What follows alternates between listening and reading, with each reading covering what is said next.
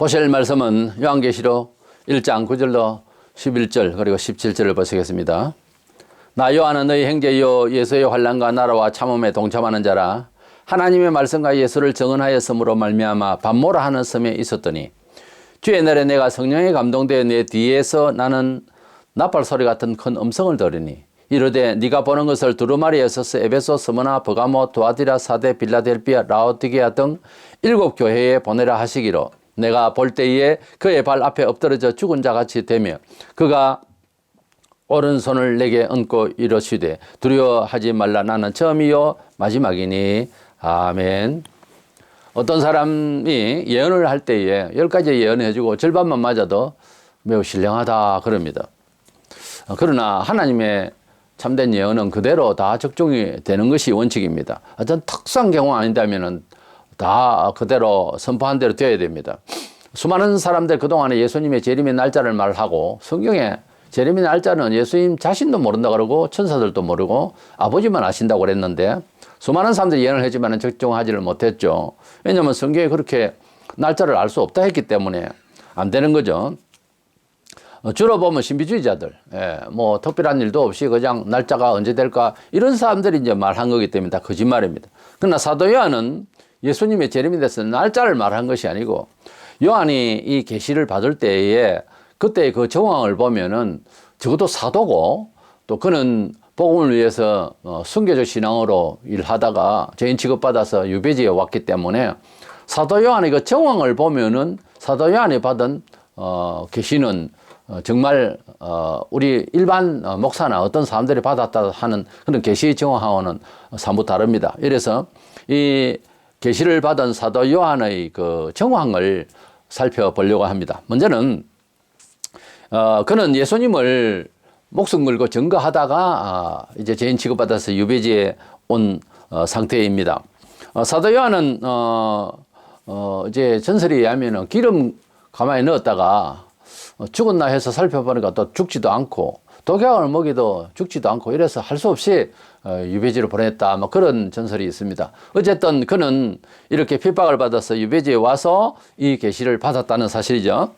9절에 보면 나 요한은 너희 형제요 예수의 환난과 나라와 참음에 동참하는 자라. 하나님의 말씀과 예수를 증언하였으므로 말미암아 반모라는 섬에 있었더니 그랬어요. 예수님을 증언하다가 이 반모 섬에서 왔다 그럽니다. 이 반모라는 말을 찾아보면 송진이라고 되어 있습니다. 이렇게 소나무에 나오는 송진이죠. 소나무가 굉장히 많은 그런 섬이었습니다. 물론 거기에서 뭐 무인도고 거기에 이제 죄인들만 보내는 유배지인데요.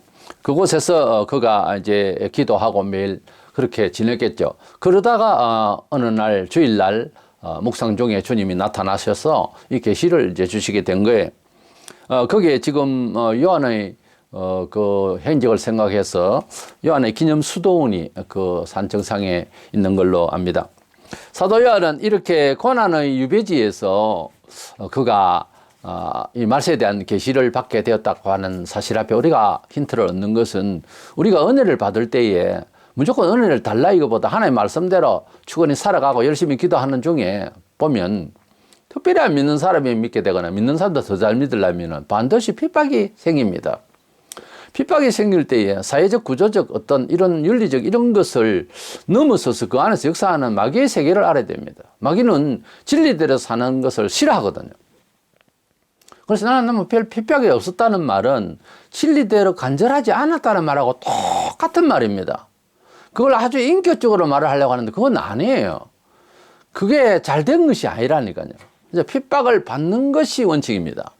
진리가 성경에 진리가 세상을 향해서 나아가면 도전을 받게 되어 있어요.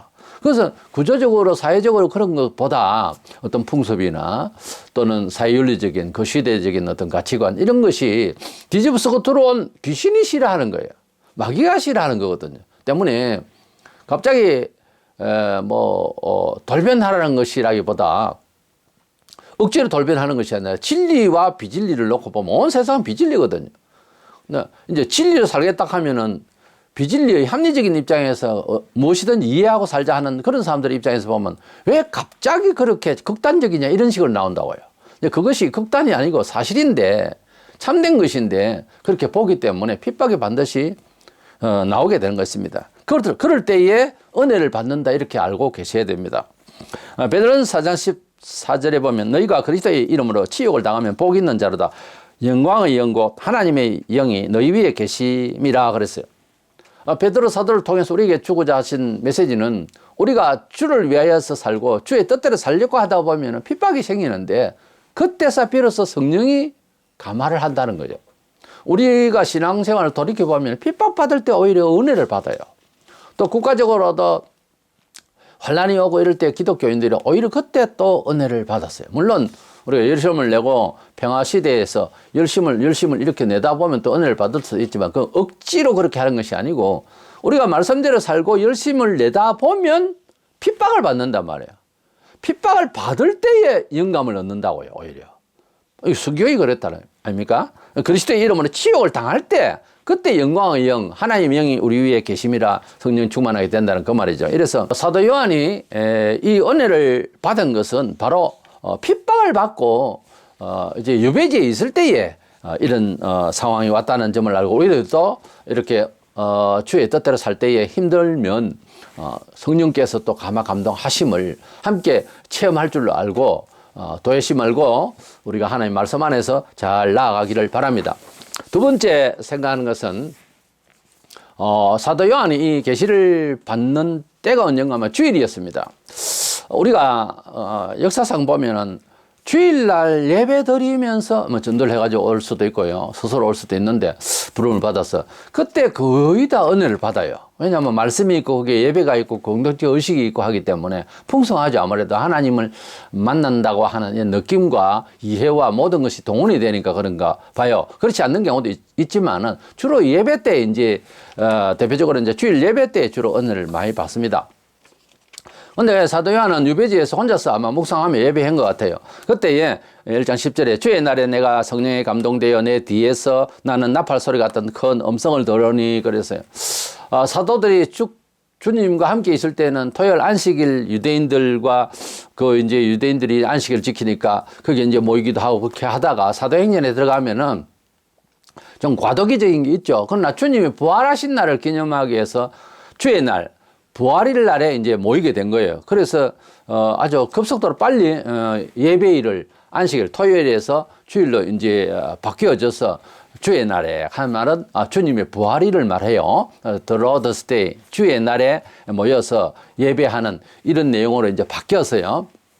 말씀의 예배죠. 뭐 제사 드리는 것이 아니고 이제 그렇게 하다가 앞서 이제 형님 되는 사도님들은 이제 돌아가시고 이분이 거의 뭐 100세 가까이 이제 사셨는데 노년에 이제 잡혀서 이제 가신 거거든요. 그래서 그가 이제 주일날 예배하는 것은 아예 이제 되어 있는 것이고 그래서 주일날 아마 매일 이제 하나님께 묵상으로 예배하며 말씀을 이제 상고하면서 아마 그렇게 지는 걸로 알고 있습니다. 그러다가 이제 그 계시를 받은 거예요. 우리가 예배를 드릴 때에 예배는 사람들은 뭐 여러 이야기를 형용사를 붙이는데 축제 예배, 기쁨의 예배, 감사 예배 다 이런데 사실은 예배 중에요. 하나님께서 개인적으로 같은 말씀을 들어도 개인적으로 하나님께서 주시는 선포의 메시지를 받아야 되는 거예요. 목사의 메시지가 메시지로서가 다 하는 것이 아니고 그 메시지를 통해서 시너지로 각자가 받을 하나님의 메시지를 받아야 되는 날이라 하는 점에 있어서 예배는 어떤 면에 있어서 말씀의 계시의 시간이라고 볼 수 있어요.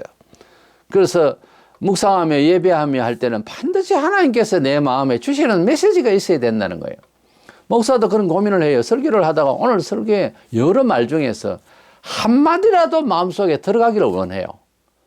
그 한마디라도 영에 딱 꽂히기를 원해요. 예배를 장시간을 해도 대부분 한 단어 두 단어가 가슴을 칩니다. 그래서 계시를 받는다는 말이 그 말이에요. 요한이 주일날 이렇게 홀로지만은 경배하다가 주의 날에 이렇게 성령의 큰 감동을 받고 이 계시를 받았다고 하는 차원에서 우리는 예배를 잘 해야 된다는 것, 꼬박꼬박 해야 된다는 것, 특별히 주의 날에 예배를 잘 해야 된다는 것, 이런 것을 우리가 힌트를 얻을 수가 있습니다. 닮을 일이죠. 그래서 주일날 잘 모이고 예배를 잘 드리고 어떤 면에서 예배마다 다 모이는 것이 정상입니다. 사실은 요즘 뭐 주일 오전에 잠시 삐끔 왔다가 사라지고 그러다가 뭐 오해는 없고 이 짓을 지금 수십 년간 하다가 지금은 엉망이 되어 있습니다. 세계교회 다 그렇죠 뭐. 이래서 예배도 모이는 것도 그렇고 이게 비참한 거예요. 마음껏 찬양하고 예배할 때가 좋았잖아요. 그러면서 주일 오후는 어디 간 적이 흔적이 없고 수요일도 안 보이고 새벽기도는 물론이고 이런 식으로 극소수만 모이고 하는 이런 시절을 우리가 너무 장기간 하나님 앞에서 불성실했기 때문에 행불받은 거예요. 내가 볼 때는. 이게 뭐 어떤 정치가도 하나님께서 다 조정해서 사용하시거든요. 그러니까 우리가 하나님 앞에서 우리 교회의 잘못을 회개하는 것이 더 중요하겠죠. 세 번째 생각은 사도 요한이 받은 바 은혜들을 한번 열거해 보려고 합니다. 먼저는 그는 성령의 감동을 받았습니다. 물론 그가 일상에서도 성령의 충만을 받았고 성령의 감동을 받았고 능력을 받았기 때문에 복음을 증거했고 그러다가 순교자적 그런 삶을 지금 살고 있는데 그럼에도 불구하고 또한 큰 성령의 능력을 또 받았단 말이에요. 우리가 성령의 감동을 받는다는 것은 회상할 수 있는 추억거리가 돼서는 안 됩니다. 계속 받아야 됩니다. 전에도 그래 은혜를 받았지만 또 더 큰 은혜를 얼마든지 받을 수가 있고 다른 상황에서 그에 맞는 성령의 지각과 권세를 받을 수가 있다고 하는 차원에서 성령님의 감화는 언제든지 계속된다는 거예요. 사도 요한이 지금 성령의 특별히 왜 또 이 감동을 이제 받았나? 아니요. 그전에도 받았지만 계속되고 있는 겁니다. 두 번째는 나팔 소리 같은 큰 소리를 들었다 그랬어요. 나팔 소리를 들은 게 아닙니다. 계시를 받을 때만 와 하고 소리만 들었다 그랬어요. 소리를 들었으면 뭐 어쨌다고요. 소리가 아니고 나팔 소리 같은 큰 소리를 즉 음성을 들었다는 거예요. 그 구약 시대에 보면 나팔 소리가 전쟁을 위해서 이제 예고하는 소리, 백성을 모으기 위해서라든지 절기 때 뭐 분다든지 이래서 나팔 소리를 양뿔을 가지고 이렇게 불고 그랬습니다. 그런데 이 소리를 사도 요한은 그래도 익숙하잖아요. 그 소리가 막 들리는 거예요. 크게 들려서 아주 큰 소리로 나팔 소리가 들려서 뒤를 획 돌아보니까 주님이 등 뒤에서 그 소리가 났기 때문에 싹 돌아보니까 그게 바로 주님이 나타나신 거죠. 그래서 이 큰 나팔 소리가 났다고 하는 것은 하나님께서 그에게 특별한 음성으로 들려주시려고 계시하시는 소리였다는 거죠. 우리가 뭐 어른들에 대한 어떤 큰 이제 지적을 받을 거야 할 때 뭐 큰 호령 불호령을 받는다 뭐 이런 말을 하잖아요. 큰 음성으로 들렸다고 하는 이 말씀 자체는 하나님의 그 권위에 대해서 하나님의 그 계시의 권능에 대해서 하나님의 권위에 대한 그런 말씀의 권위에 대한 형용이 되는 겁니다. 그래서 하나님의 음성을 받는다고 할 때 잔잔한 소리로 조용히 들릴 수도 있고요. 이름을 부를 때야 뭐 큰 소리를 그렇게 꼭 불려야 할 때는 부르지만 그렇게 할 필요는 없잖아요. 그러나 어떤 메시지가 있어서 음성을 주실 때는 굉장히 큰 소리로 줄 수도 있어요. 우리들도 우리 개인의 신앙생활에 있어서 큰 음성으로 사람이 쓰러질 정도로 소리를 주실 수도 있는 거예요. 물론 개인으로만 듣는 거죠. 옆에 사람이 있어도 못 들어도. 이래서 큰 나팔 소리 같은 음성으로, 이 나팔은 예고의 소리잖아요. 전쟁을 예비할 때나 이럴 때 예고의 소리로 큰 소리 들렸다고 하는 것은 이것은 엄청나게 중요한 소리요. 이 계시는 어마어마한 하나님의 약속이 있는 큰 하나님의 계시라고 하는 그런 차원에서 소리가 큰 나팔 소리 같은 음성으로 들렸다 그랬어요. 우리 주님께서는 이제 재림하실 때에 마태복음 24장 31절에 그가 큰 나팔 소리와 함께 천사들을 보내리니 그랬고 데살로니가전서 4장 16절에 주께서 호령과 천사장의 소리와 하나님의 나팔로 친히 하늘로 쫓아 강림하시리니. 그러니까 우리 주님께서 재림하실 때에도 주님이 재림하실 계시를 받기 위해서도 큰 나팔 소리 같은 음성이 들렸듯이 요한에게 우리에게도 재림의 나팔 소리가 들리면서 재림하실 것입니다. 그때까지 만약에 우리가 산다면 그 소리를 듣게 됩니다. 어마어마한 소리가 듣게 됩니다. 아, 이제 오신다. 그렇게 되는 거죠. 그래서 그 나팔 소리가 하늘을 울리면서 그렇게 강림하실 것입니다. 천사들과 함께 강림하실 것입니다. 그걸 영화로 만들어 보면은 최고의 피크죠. 최절정입니다. 너무너무 멋지고 그 광경이 속죄받지 못한 사람은 두려워서 쓰러질 일이죠. 그래서 기다리며 핍박 가운데 기다리던 성도들은 너무나도 반가워서 펄펄 뛰면서 춤춰야 할 그런 순간이 되겠죠.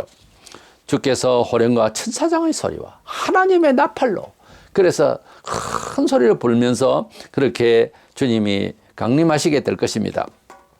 세 번째로는 계시를 써서 이제 우리 모든 형제들에게 알게 하시는 하나님의 은혜를 받게 됩니다. 우리가 11절에서 아시아 7개 요한이 이 서신을 보냈다 하지만은 이것은 우리에게도 왔잖아요.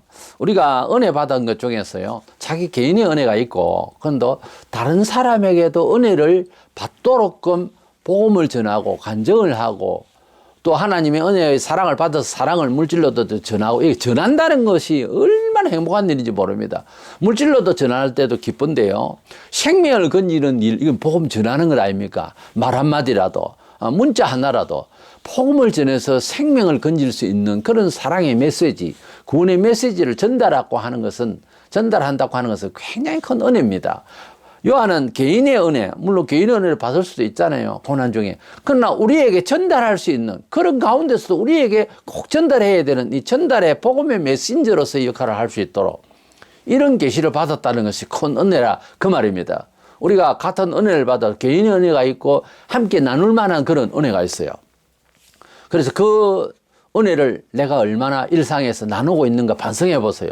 나는 이 생명의 도에 대해서 생명을 건지기 위하여서 나는 물질로 봉사라도 하고 있는가? 나는 생명을 건지기 위해서 복음을 얼마나 전하고 있는가? 아니면 간접적으로라도 거기에 협조를 얼마나 하고 있는가? 이걸 돌이켜 보세요. 이것이 가장 큰 은혜입니다. 그래서 사도 요한은 복음을 전할 수 있는 큰 은혜를 받았다는 거예요. 이사야 52장 7절에 보면 좋은 소식을 전하며 평화를 공포하며 복된 좋은 소식을 가져오며 구원을 공포하며 시온을 향하여 이르기를 네 하나님이 통치하신다 하는 자의 산을 넘는 발이 어찌 그리 아름다운가, 그런 말씀이 있어요. 로마 10장 15절에 그 말씀이 나오는데, 우리가 복음을 전하는 발걸음, 복음을 전하는 선수 일하는 일손, 복음을 전하는 모든 일의 물질의 선교, 복음을 전하기 위해서 이 복된 소식을 전하고자 하는 이런 모든 수고가요, 하나님이 가장 기뻐하시는 일이에요. 그래서 성도로서 복을 받고 내 잘 되고, 그건 정말, 그래도 뭐 예수 믿으면 구원은 받겠지만 우리 사람의 지혜가 부족해서 하는 소리인데, 구원받은 사람인지 아닌지 의심이 가요, 목사로서는. 왜냐하면 성경은 그렇게까지 안 되거든요. 성령을 받고 같이 거듭나면 반드시 다른 사람들도 구원받아야 된다는 그 구원의 기쁨이 있기 때문에 전하게 되어 있어요. 나 혼자만 믿는 게 아니라는 거예요. 조용히 왔다가 아무 소리도 안 하고 조용히 가버려. 이거는 잘 믿는 게 아니에요. 아니라니까요. 예수 믿으면은 공동체 의식이 반드시 생겨요. 생전 알지도 못하는 사람에게도 도와주고 싶고 불쌍히 여기고 막 이런 마음이 생겨야 정상이에요. 나만 예수 믿고 나만 도 닦고 이건 아닙니다. 이래서 우리가 은혜 받은 것 중에서 가장 큰 은혜는 주님을 위하여서 영혼들을 위하여 직간접으로 얼마나 내가 수고하고 있는가, 이것이 얼마나 내가 복을 받았는가 하는 그런 판단의 기준이 될 수 있어야 됩니다. 근데 교회 다녀도 아무런 도움이 안 된다면 곤란하죠. 하다못해 헌금을 하고 교회 뭐 11조나 감사를 왜 합니까? 우리가 뭐 목사는 다른 직을 안 가지고 기본적으로 하니까 뭐 밥도 먹고 살아야 되니까 하지만은 우리가 복음을 위해서, 선교를 위해서 하는 거예요. 예배당도 지을 수 있고요, 성교비를 들을 수 있고, 구제도 할 수 있고, 그래서 헌금을 하는 거예요. 그럼 헌금 하고 싶어서 하면 하고, 말고 싶으면 말고, 물론요, 양심으로 하는데 생각을 해보세요. 이 단체가 할 일이 그렇게 있단 말이에요, 선한 일이. 그런데 그걸 무시하고 그냥 뭐 나는 뭐 안 하겠다. 뭐 하지 마세요. 할 수 없으면. 그러나 하나님께서는 그런 일을 통하여 하는 자에게 은총을 주신다 그 말이에요. 요한복음 4장에는 뭐 사마리아 여인이 예수님을 만났습니다. 우물가에서 예수님 기다렸다가 마침 이제 사마리아 여인이 물길로 왔다가 예수를 보니까 유대인이고 아마 이야기를 들어보니까 선지자 같고 이 사람이 그리스도 같아 이래서 나중에 완전히 깨우쳐서 동네 가가지고서 사람들에게 막 물동이를 버려두고 얼마나 기뻤으면 그리스도가 아니냐 와서 보라고 막 그래가지고 많은 사람이 전도했습니다. 우리가 은혜를 받은 사람의 정표가요 전도합니다. 은혜를 받으면요 복음을 전하면은 그렇게 좋아요.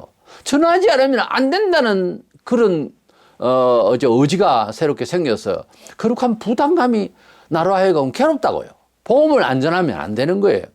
이래서 목사가 헌법적으로는 교회 헌법적 70에 만 70에 이제 은퇴를 하게 되는데 사실은 이제 신분상의 그것은 공적으로 은퇴를 하지만 평생 목사는 특별히 평신도도 그러는데 목사는 평생 복음을 전파하는 일에는 은퇴가 없어요. 죽는 날까지 해야 되는 거예요. 이거는 왜냐하면 직무가 아니고 그런 사람으로 부름을 받은 것을 증명하는 거지. 맞아. 복음을 전해야 되는 것이 내 인생의 전부다고 하는 생각이 사실은 목사의 정체성이에요. 근데 우리 성도들도 마찬가지예요. 내가 잘 먹고 잘 살기 위한 복음을 그게 아니고 그걸 넘어서서 모든 사람이 이 귀한 복음을 들어야 되고 받아야 된다고 하는 차원에서 복음을 전하는 일에 기여해야 된다는 거예요. 그것이 없이는 안 되는 거예요. 네 번째로는 요한은 재림하실 주 예수 그리스도의 형상을 보았다는 것에 큰 은혜가 되는 거죠. 사도 바울도 예수님을 핍박해서 기독교인을 잡아넣고 하는 가운데서 다메섹 도상에서 정오에 넘어가는데 햇빛보다 더 더한 빛이 꽉 자기를 쏘아서 엎드려졌어요. 미처 예수님 보도 못했습니다. 예수님이 나타나셨어요. 부활하신 예수께서 사울아 사울아 본래 이름이 사울이지 않습니까? 그래가지고 그거는 엎드려져서 그냥 뭐 예수님 얼굴은 못 보고 그렇게 소리만 듣고 하는 정도였습니다만 사도 요한은 17절에 그의 발 앞에 엎드려져 죽은 자 같이 되며 사도 바울도 엎드려 쓰러졌지만 요한도 주님의 모습을 보고 완전히 쓰러져 버렸어요. 그가 주님을 사랑하고 그가 주님을 닮았다 그러고 성도들을 보면 예수 보는 것 같다 하고 그 정도 안 됐겠습니까? 사도 요한이 얼마나 신령한 사도입니까? 그런데 다시 오실 주님을 바라볼 때는 그게 아니었어요. 그 영감과 그 영역과 분별력과 참아낼 수 있는 그런 성령의 사람으로서 인격이 돼 있는데 됐는데 그거 쓰러지는 거예요. 구약시대나 신약시대 마찬가지예요. 하나님을 직면한다 싶으면 반 죽는 겁니다. 사람이. 그리고 진짜 바라본다 하면 죽어요. 왜냐하면 우리가 죄스러워서 그래요. 우리가 얼굴이 화끈거리고 두렵다 부끄러워진다 정도를 넘어서요. 팍 쓰러진다고. 그만큼 죄인이요 사람이. 평소에 잘난 것 같아도 예수님이 얼굴 모습에서 광채에서 과학적 빛에 쓰러지는 건 아니에요. 얼마나 사람이 독한데요. 눈 땡그랗게 떠서 볼 수 있어요. 그러나 그 얼굴은 인격적으로 쏜다고요. 그야말로 그 좋아하는 인격으로 팍 쏘면 양심적으로 팍 그러니까 심판주란 말이에요. 우리 예수님은 은혜의 주이기도 하지만 심판주라고 그게 같이 붙어 있는 이야기예요. 나는 나를 남은 나를 그렇게 평가할 수 없는 그 평가가 정확한 평가가 확 들어온다고. 훅 들어올 때 바로 써진다고요. 요한은 복음을 전가하다가 핍박을 받아서 유배지에서 성령의 큰 감동을 받았습니다. 그리고 그는 계시를 받아서 모든 교회 사자들에게 보내기도 하고 또 이 말씀이 우리에게도 이제 마침내 열리게 된 것입니다. 우리 사도 요한은 이제 주님이 재림하실 그 모습을 우선 보게 됐는데요. 우리가 다시 오실 주님을 바라보고자 하고 간절히 애씁니다. 기다리고 있습니다. 그런데 사실은 여기 있다고 딱 보여주면 요한이 거기서 쓰러질 정도면은요. 대단한 믿음, 대단한 인격과 인품 소용없어요. 그냥 저는 뭐 그냥 조용히 바라볼 수 있습니다요. 이런 점잖을 빼는 놈은 그냥 쓰러진 게 아니고 쓰러지면서 코가 깨질지 몰라. 완전 바닥을 치면서 쓰러집니다. 그 예수를 우리가 예수하고 예사롭게 떠든다면 되겠냐고. 우리 예수님의 이름은 얼마나 존귀하고 영광스러운지 그 이름만 불러도요 두려울 때 귀신이 떠나요. 우리 예수님의 그 예수 그리스도의 이름을 나는 예수님을 사랑합니다. 주 예수를 사랑합니다. 이 한마디에요. 귀신이 떠납니다. 얼마나 그 예수라는 이름이 컸던지 그 영광스러웠던지 좀 제대로 알고 부르자고요. 가볍게 부를 수 있는 이름이 아니올시다. 자기 아버지 이름도 함부로 못 불러서 강자, 종자, 숫자입니다. 이렇게 말하는데 어디 예수님의 이름을 가볍게 나불댄단 말입니까? 속말로 나불대는 거지 그게. 그러니까 우리가 예수님을, 하나님을, 성령님을 우리가 부를 때에 그 이름 성호를 아주 조심스럽게, 유대인들은 글을 쓸 때도 7자 4개로 되어 있는 야훼 하나님을 쓸 때는 일어서서 묵상하고 써요. 그만큼 두려워했다니까. 왜냐하면 그분의 존재하심과 거룩하심과 능력에 대해서 알기 때문에 우리가 그 정도는 돼야 된다고요. 자, 이래서 예수 그리스도 재림하실 모습을 이미 본 사도 요한, 그 모습 앞에 그 누구도 감히 사도인데, 예, 순교자적 정신으로서 복음 전하다 핍박하다 유배지에 왔는데 이 정도 같으면 충분한데도 다시 오실 주님의 그 영광 앞에는 팍 쓰러진 거예요. 그러니 그 예수를 우리가 기다린다고 하는 것. 그 예수님이 놀라운 것은 우리를 친구라 하셨어요. 친구를 위하여 그분은 십자가의 처형을 받았었어요. 사람이 체면이 있으면 그 정도는 돼야 됩니다. 내가 주를 위하여 순교하는 사람들은 다 그랬어요, 마음에. 그 거룩하신 분이 나를 위하여 몸을 희생하셨는데 내 이 고기 덩어리 하나, 이 천한 몸을 죽게 드릴 수 없느냐. 이래서 다 돌아가신 거예요. 가만히 생각을 해보세요. 그게 맞잖아요. 그렇게 귀한 분이 날 위하여 돌아가셨다 이거예요. 그럼 우리들도 죽을 각오를 하고 우리 주님을 정말 사랑하면서 이 시대를 어떤 일이 있더라도 극복하면서 이기면서 주님을 많은 사람에게 증거할 수 있는 저와 여러분 되시기를 주의 이름으로 축원합니다.